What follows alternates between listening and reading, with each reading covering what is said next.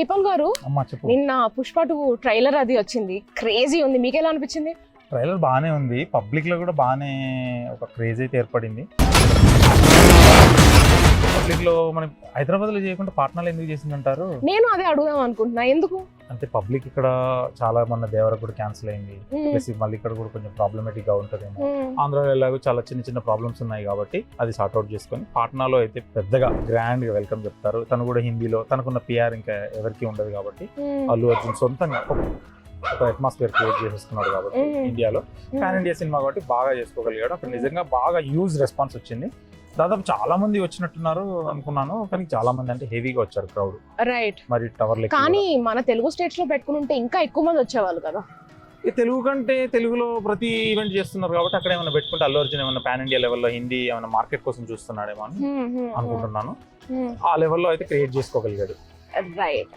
So pan India star అవ్వడానికి, అల్లు అర్జున్ ఒక pan India star now, అంత ఇదిగా సక్సెస్ఫుల్ అవ్వడానికి రీజన్ ఏమై ఉంటుంది? అల్లు అర్జున్ ఉన్నంత పిఆర్ లెవెల్ అయితే వేరే హీరోలకు ఉండదని నేను ఖచ్చితంగా చెప్పగలను. ఎందుకంటే అల్లు అర్జున్ ఒక వారే మెయింటైన్ చేస్తాడు, ఒక గ్యాంగ్ వార్ లాగా, లేదంటే ఒక బెటాలియన్. తనకు సోషల్ మీడియా పరంగాని పుష్పలో క్రికెట్ ఆడిన వాళ్ళు క్రికెటర్ వాళ్ళతోని పిఆర్ ఒక చేయించుకోగలిగారు. ఎందుకంటే ఇండియాలో ఒక సినిమా తర్వాత చెప్పు సాంగ్ కానీ, చెప్పు ఊడిపోయిన సాంగ్, దాని వల్ల కూడా బాగా క్రేజ్ వచ్చింది. ఆయన దేవిశ్రీ ప్రసాద్ ప్రత్యేకంగా ఆయనకు ఒక డిఫరెంట్ సాంగ్స్ ఇస్తాడు అనుకుంటున్నాను.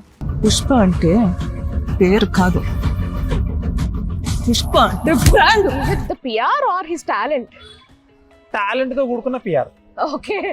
100% అంటే ఎంత టాలెంట్ ఉన్నా పిఆర్ కూడా ఇంపార్టెంట్. నేను చేస్తానని తెలియాలి కదా. నేను చేస్తానంటే వెళ్ళి ఎవరైనా చెప్పగలగాలి. బాంబే పిఆర్ కానీ, హైదరాబాద్ పిఆర్ కానీ, నెక్స్ట్ ఏంటంటే ఆయనకున్న టీం నిజంగా ఒక సైన్యం అనే చెప్పుకోవచ్చు. 100% అల్లు అర్జున్ పిఆర్ మెయింటైన్ చేసినట్టుగా ఏ హీరో చేయడం అనేది ఒక మామూలుగా మా ఫ్రెండ్స్ డిస్కషన్లో అయితే ఉంటుంది. 100%.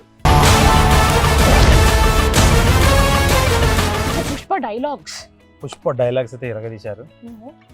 పాత సినిమాలో మామూలుగా పుష్ప 1లో పాన్ ఇండియా అన్నాడు, కానీ ఇప్పుడు ఇంటర్నేషనల్ గానీ డైలాగ్స్ ఫైర్ కాదు, వైల్డ్ ఫైర్ అని చెప్పాడు. నిన్న ఆ డైలాగ్ అయితే పాట్నాలో షేక్ అయిపోయింది. అది నిజంగా అద్భుతం అనుకోవచ్చు. ఎందుకంటే ఒక టాలీవుడ్ నిజంగా Allu Arjun is a great actor. ఒక చిన్న స్టేజ్ నుంచి ఆయన నేషనల్ ఆర్టిస్ట్ అయ్యి నేషనల్గా అవార్డు కొట్టి పుష్ప 1 నుంచి పుష్ప 2కి వెళ్ళి ఇప్పుడు మన తెలుగు సినిమాని గతంలో నా చిన్నప్పుడు అనుకునేవాడిని 1000 కోట్ల సినిమా, 200 కోట్లు, 300 కోట్లు అయింది. కానీ ఇప్పుడు మన సినిమా 1500 కోట్లు, 1000 కోట్లు కొడుతుందనంటే నిజంగా అయ్యి బాబాయ్ అంటే చెప్పుకుంటేనే గూస్ బంప్స్. Very proud. 100%. అసలు ఇందులో నెక్స్ట్ లెవెల్ యాక్షన్ పార్ట్.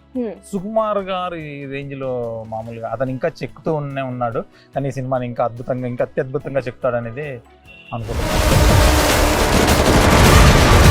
విషయానికి వస్తే ఎడిటర్ నవీన్ నూలి ఎడిటింగ్ నిజంగా ఈ ఫుటేజ్ 40 గంటలు 30 గంటలు వచ్చి ఉంటుంది.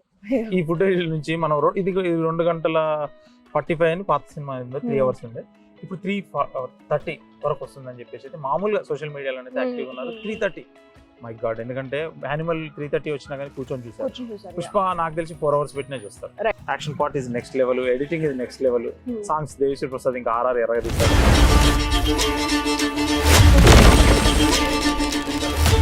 ఖర్చు కూడా బాగానే పెట్టారు, బడ్జెట్ కూడా నాకు తెలిసి వీళ్ళు ఎంత పెట్టారో తెలియదు కానీ బట్ అది ఇన్సైడ్ రిపోర్ట్స్ ఉంటాయి. బిజినెస్ మాత్రం ఒక 1200 crores చేశారు ప్రీ రిలీజ్ కి. 1200 crores మామూలు విషయం కాదు. ఒక తెలుగు సినిమా 1200 crores. ఇందులో ఇంకా వాళ్ళ ప్రీ రిలీజ్ బిజినెస్ అంత ఉంటే ఇంకా రిలీజ్ అయ్యాక నాకు తెలిసి డే 1 మినిమం ఐ థింక్ నా ఎక్స్పెక్టేషన్ ప్రకారం 150 crores కొడుతుంది. 150 crores day 1 crazy start. 5th నుంచి అది రికార్డెడ్. అల్లు అర్జున్